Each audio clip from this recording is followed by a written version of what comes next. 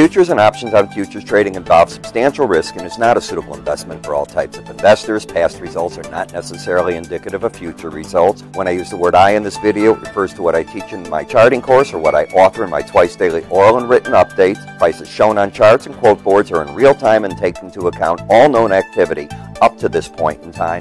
And if you'd like to read more of this disclaimer, simply hit the pause key on your video player. Good day, everyone. Ira Epstein of Linn & Associates with your financial market update for the evening of Thursday. And this is the 7th of September, football night 2017, and we're after 4:35 p.m. Central Daylight Time. You know, at the end of the day, about, 2:10 this afternoon or so, 2:15, I was on Fox Business News, and the market was down quite a bit more than this, especially in the Dow and the other markets.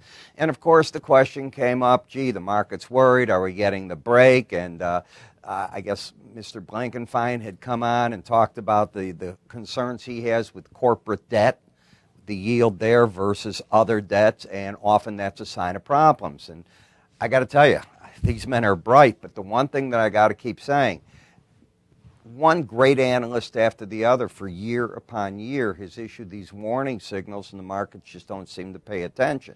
So I'm stupid, and all I can say is until the market gets that correction, I think you play that it's not getting it. Otherwise, you're left at the bus stop.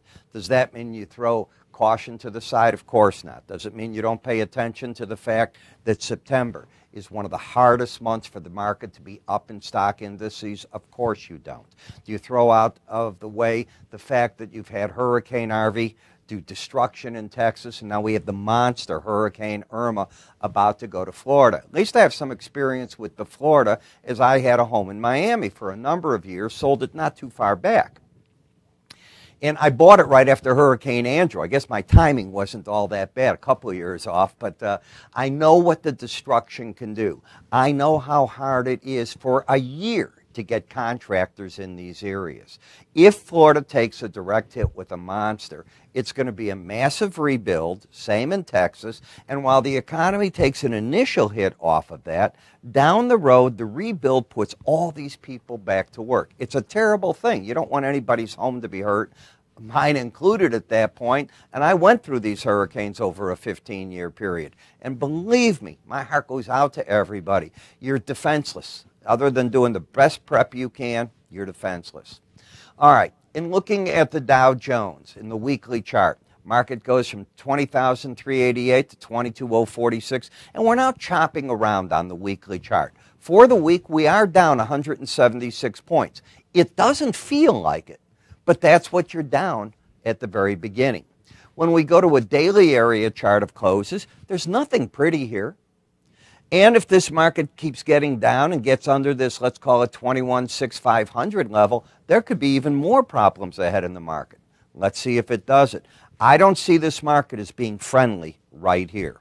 What I see is a chop back and forth, a gap left in the charts up there. Remember what I've said, those gaps often get filled. What nobody can tell you, I don't know any analyst that can, is when, but I believe it'll come back and get filled. When I take a look at the chart pattern, it is temporarily still bullish. I only use the word temporary for a lot of words, and we're going to get into them right now. You certainly have the pattern of higher lows and higher highs. Bullish unless you take out 21,703. If that number is taken out, you will have a pattern of lower highs and lower lows. Against this, you've got to look where the 18-day average is, and you're under it. The bias is down in the market. So what the market is doing already is it's fighting with itself. It's got the trend up because you got the higher high, higher low pattern. It's got the bias down because you're trading under the 18-day average. And if you'll pay attention here, you've been trading against that average overall, literally, since right here. Yes, you slipped up a little and down, but if you look, most of the days were against that number. What else has happened? The market is trading in between the lower band and about the higher band of the Bollinger Bands, and momentum is still pointing to the downside. So I don't see this market as having a setup, is the problem that I'm seeing on the chart. When I go to the S&P, you're overbought is the very first thing I see. Second, you're in an uptrend here. You have higher lows, higher highs. Tomorrow, you can either set up another pattern where you take out the 2469 level and create higher lows again, or you take that out and you come back through today's lows, and you could end up with an all-out pattern that turns into lower highs, lower lows. You're at a flux pattern.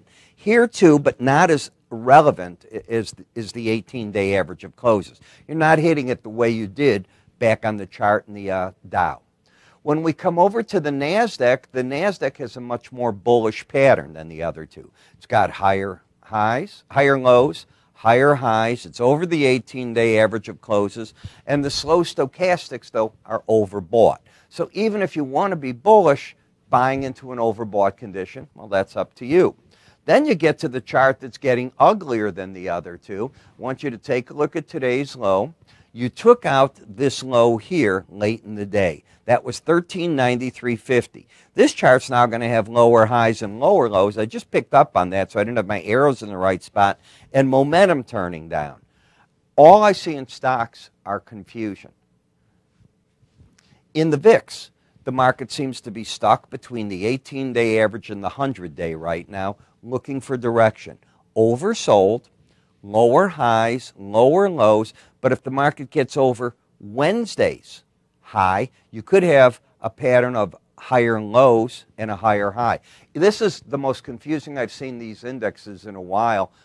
When they get that confusing, you know what I do? I walk away. There's always another train, bus, airplane. That's why they're called schedules. There's always one behind it. There'll be something else. TLT, back up to the upper Bollinger Band, came through at the end of the day, closing 129.28 over the upper Bollinger Band. So you got a bid late in the day, as you did in the bond market. Notice how it got back over the upper Bollinger Band. Now, yesterday it was under it. So what you're getting is whipsaws against this number as the market isn't certain what it should do. Rates are staying low. We don't see anything on inflation. If you looked at today's numbers, wage inflation, certainly not there. I don't think you could read anything into the jobless claims with what's going on with Hurricane Harvey. And those numbers are going to get worse with 3 million people in southern Florida on the run. They're all being told run at this point. Businesses won't be open. Schools are going to be closed. People in their cars trying to dodge everything. And you're trying to read what unemployment looks like or the claims look like. It's going to be very difficult. A direct hit down there, what do you think is going to happen to jobless claims? Going to go up as they have to be going up from Hurricane Harvey. All these names. Let's hope that Jose, which is right behind Irma, doesn't do anything. Let's hope it turns right, which they're saying, and goes out to the ocean. But here's where you're at on that. 10-year notes, again, fighting at the upper Bollinger Band and overbought in uptrends, though. That's the key. Dollar in a downtrend under the lower Bollinger Band, oversold. Euro currency back up to the upper Bollinger Band. Why? Well, what today happened with Mr. Draghi is he came out and he said that, yes, the European Union is growing. And unfortunately, because the euro currency has gone up so much, they have cut back inflation expectations about 3/10 of a percentage point. So the growth is happening, yet their inflation isn't there. They're trying to set up an end to QE, and what he did is he pushed the whole thing off. He said they'll make a decision or announce something possibly in the autumn. Yet, if the economy slows down, the ECB stands ready to, again, add more stimulus. He did a great job of saying nothing. The market took it that it's not a threat to everything. With the low inflation and the growth there, they like the euro. And that's exactly what's happened. And the market's back up to the upper Bollinger Band. In the Aussie dollar, you've got a bullish situation. I've mentioned it off of China. Good growth. Higher lows, higher highs. But again, as a trader, buying into the upper Bollinger Band, nah. Overbought, yeah. Trend up, bias up, I see that.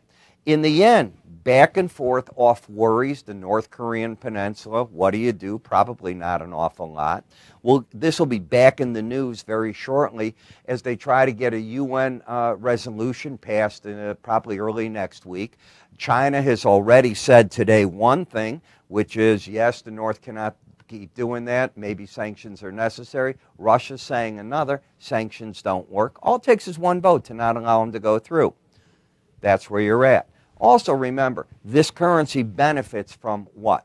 from that unease over there. You'll be looking at that. Crude oil market. The crude oil market's back up to where now the resistance point is, the upper Bollinger Band. So it's found a home at 45.90. I think it's looking for a trading top up between here and I'm going to say the $52 mark. We'll see what happens with the, again, Hurricane Irma now. We know that oil was starting to get back to normal, but is it? And we're going to find that all out. When you come to the gasoline, you're getting your price correction as you'd expect. Momentum is pointing down. The trend is up. And if the market wants, it could correct maybe back to that 58, crater back down there. But it's hard to predict anything when you get all these thousands of cars on the road using gasoline on the East Coast as they're running from this hurricane. And remember, it's got Georgia, the Carolinas to go through. People are going to be on the run. Cars are going to be filled. People are going to get ready. So you're creating forward demand and all that.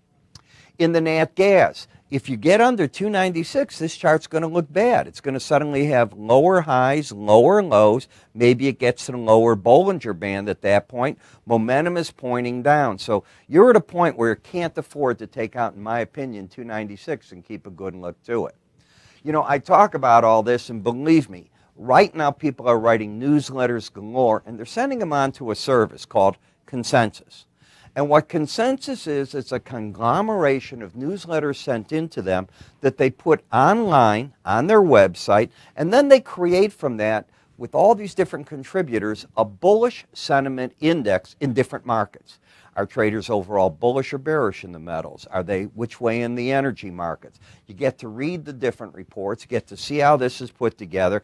It's a great way to read other people's newsletters. You get it for free for 4 weeks if you give us a call.